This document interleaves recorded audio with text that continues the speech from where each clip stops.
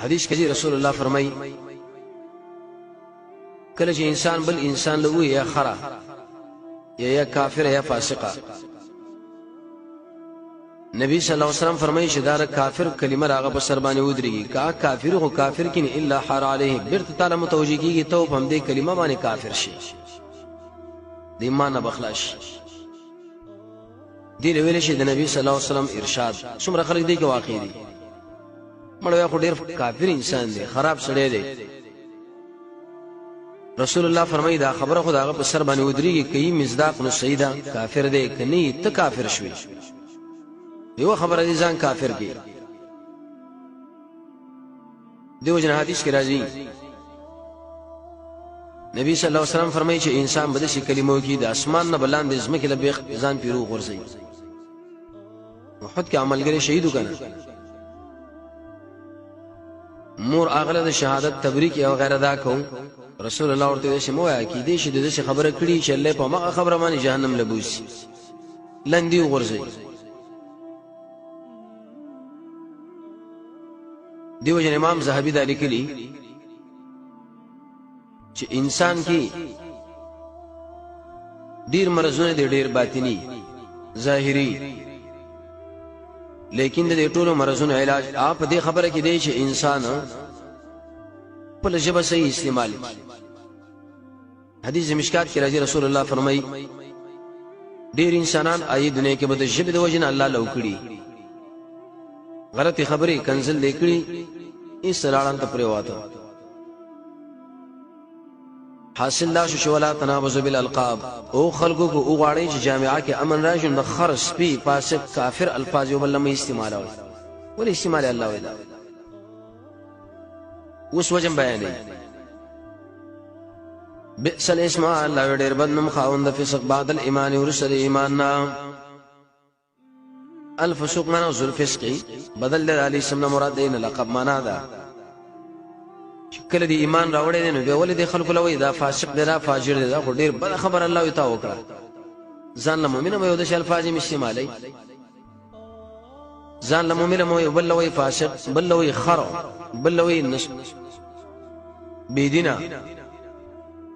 د ایمان نورسا الله دا حق تن لري چې سړي د الفاظ استعمال ولې تکای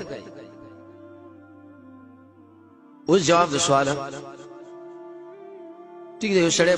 په یو جاهل هغه د الفاظ ویلي دي چې دا پلانې خر دی سپې دی خنزیر دی اوس با څه کوي الله یې معافي مانو غواړي نو بهترین الله ومن لم يتوب الله اجازه توبه بین السيد کارن فاولئک هم الظالمون الله خاص هم دوی ظلم کوونکي آیت کې اشاره ده له کله چې سړی د بل چا غیبت فاسق فاجر لفظ استعمال کې غلنو دا غنه به بکنه غواړي چې هغه معاف نه کړي الله دې نه معاف کړي سسانه خبره نه چې چا فاسق او کافر و او بیزا ډیر د شي انسانان شته چې ځان له دیندار خلک وي پلانین کافر دي افاسقان دي هغه بي دینان دي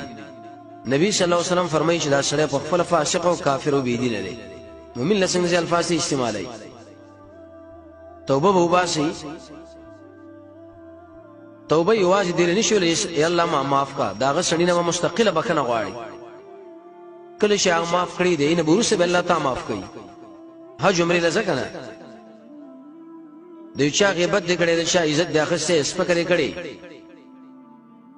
او تو وجه رزم د شپې قیام الليل وکم حج بلارش مورینه بلارش ما بالله معاف کی اچر د الله نه معاف کوي اول بداغه بکنه غواړي دی نه ورسره به الله نه بکنه غواړي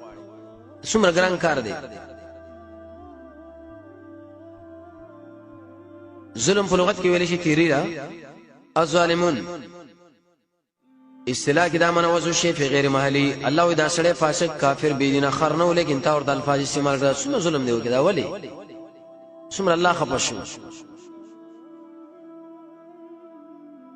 دویم دایت نه خبره معلومه شو کله چې انسان د بل سړي عزت اخلي کنزل اغله کوي فاسق فاجر وغيرها د الفاظ ورته وایي دي سړي ګناه کبیره وکړه الله وایي لوی ګناه وکړه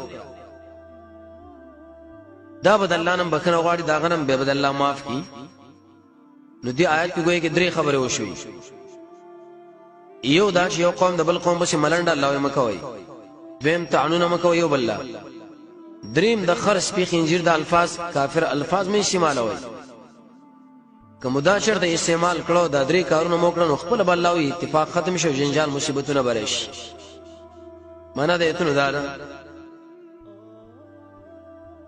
یا ایها الذين امنوا اید ایمان والو